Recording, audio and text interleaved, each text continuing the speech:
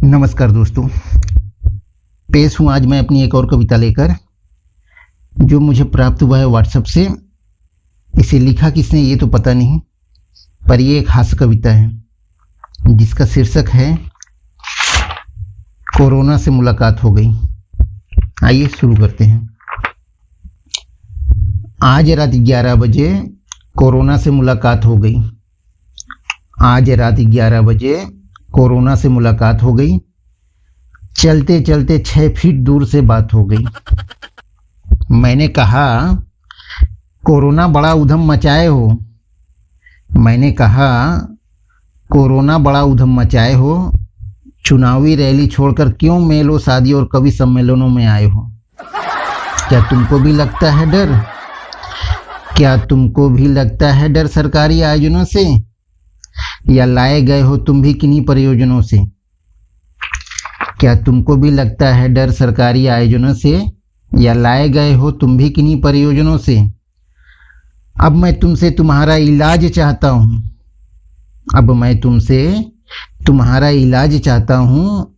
कल या परसों नहीं, अभी और आज चाहता हूँ। ये सुनकर कोरोना रुआंसा होकर बोला।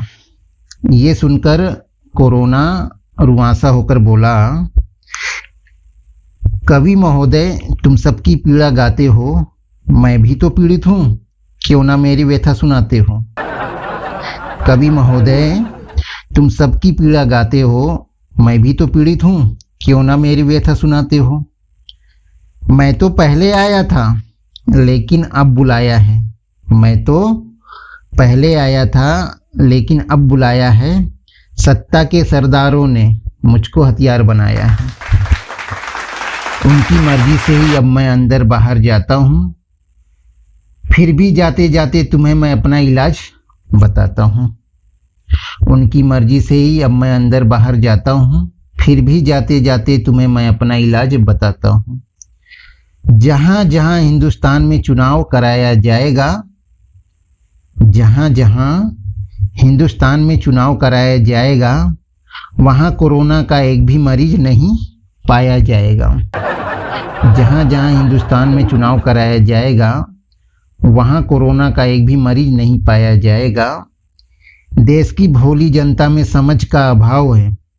देश की भोली जनता में समझ का अभाव है। सुनो कविवर, सुनो कविवर, मेरा इलाज सिर्फ और सिर्फ चुनाव है। सुनो कविवर, मेरा इलाज सिर्फ और सिर्फ चुनाव है। Thank you very much.